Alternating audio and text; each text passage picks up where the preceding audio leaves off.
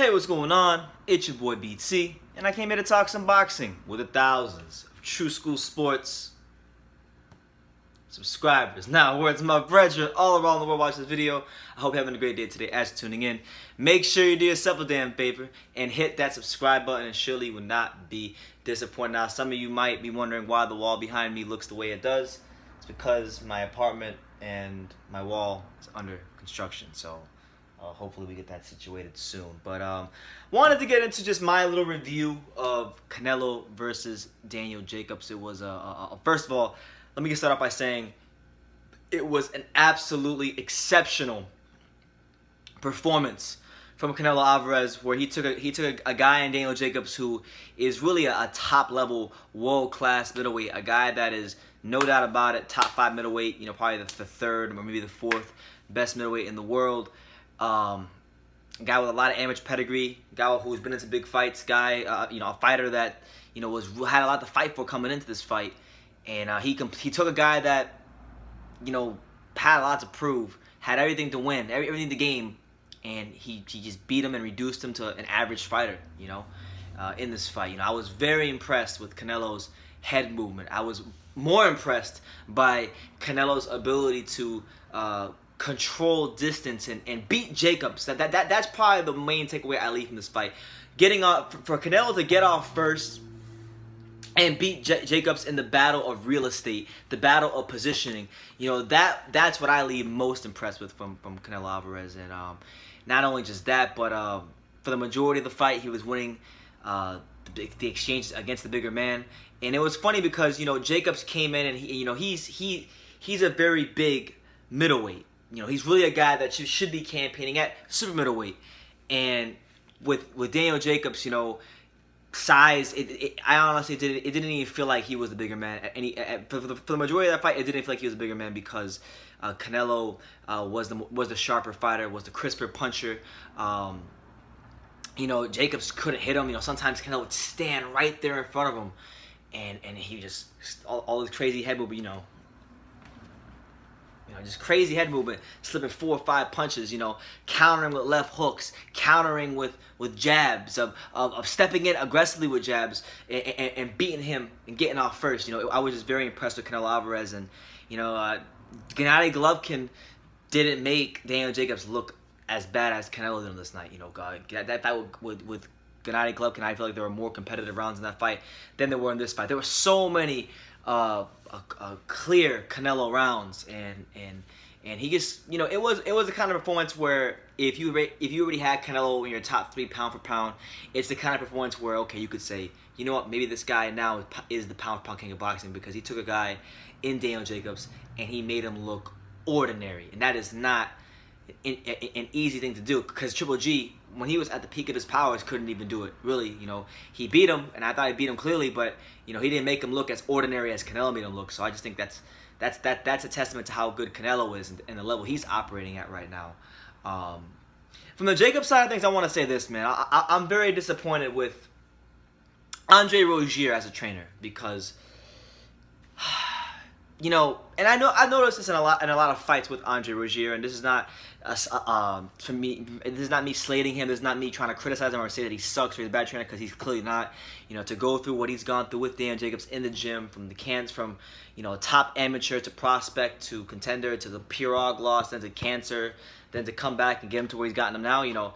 It says a lot about Andre Rozier's character as a man and a trainer. But as far as tactically, the instructions he was giving Daniel Jacobs, I just think he let Jacobs down in this fight. And I noticed this a lot with a lot of Jacobs fights. Andre Rozier wants Daniel Jacobs to fight a very outside fight. He wants Jacobs to box, command distance from the outside, and win the battle of real estate. And a lot of times, too, what will happen is he wants Jacobs to sit on the outside and box so much that a lot of rounds will go by, and you'll see Andre Rozier not really telling Daniel Jacobs to step on the gas and commit to a lot of shots. Like, for example, when he fought Triple G, there were many rounds early, just like this fight, where Daniel Jacobs was circling the ring, not really throwing punches, committing to punches, and it was a lot of just tap, tap, tap, circle the ring, move, And a lot of that was because of they were weary of the power of Canelo, and it was the same thing in the Golovkin fight for the majority of the fight. But then it was like when Jacobs as the fight wore on, and more so in this fight than the Golovkin fight, when Jacobs actually began to fight with some sort of aggression and anger, it really worked for him. But the problem was Andre Rozier does not bring that anger and aggression out of him enough. So there was a lot of spots in the fight where he just left a lot to be desired. But, I mean, I remember Jacobs hitting Canelo, snapping his head back with a left hook out of the southpaw stance. I remember Jacobs backing Canelo up and hitting him with flush, hard shots, winning exchanges against Canelo Alvarez. And that's no small accomplishment. You know, Canelo Alvarez, as far as, you know, being an inside fighter and being in exchange with him, he's one of the most dangerous and sharpest fighters and to be there, you know, in an exchange with in all of boxing, any weight class.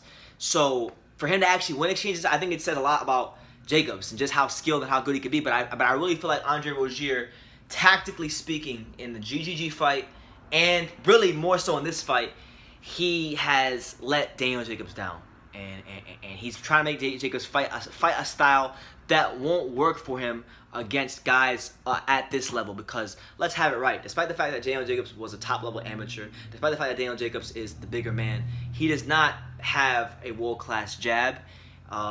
He doesn't have the kind of jab that, you know, because if you look at the way Daniel Jacobs was fighting for the majority of that fight, he was so weary of the power, of the sharpness of Canelo Alvarez that he basically like you would see Jacobs throw his jab from the same spot, so it would just be boom, boom, boom. But you never saw Jacobs touch the body or touch up top or feint and then jab. You know, it was the same jab with the same rhythm, and it became easy for Canelo to slip punches. It became easy for Canelo to dissect punches, feint him and break his rhythm, and then set up punches of his own, particularly jabs, and out-jab the bigger man.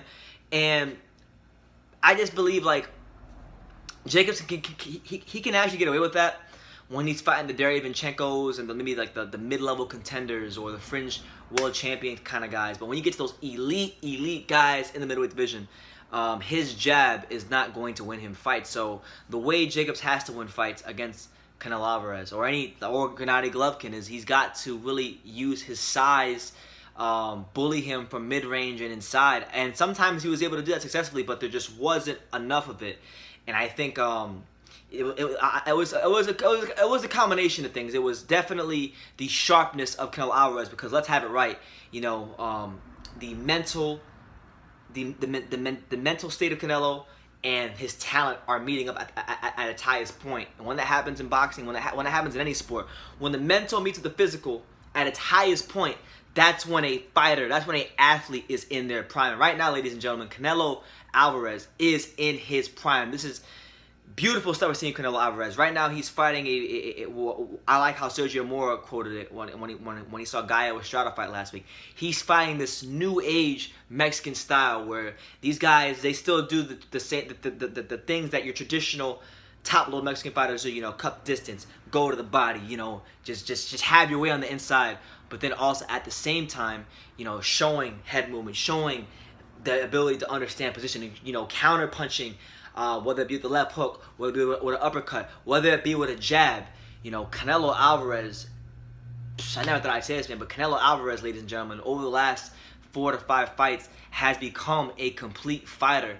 Right before our very own eyes, and now that he's become such a complete fighter, you know, it's not out of the question to say that this guy could go up to 168, fight the Kalen Smiths of the world, go to 175, fight the Kovalevs of the world, as it's been rumored out there, and we'll get to that in another video. But he is just that damn good. And you know, for a long time I was very skeptical of Canelo Alvarez, but you gotta give credit where credit is due. You gotta call a spade a spade. This guy is, without a shadow of a doubt right now, a top 3 pound-for-pound fighter in boxing. I think with the names he has on his resume, with the big fights he's been in, how he made Daniel Jacobs just look like a complete ordinary fighter, and at times made Daniel Jacobs look like a complete buffoon.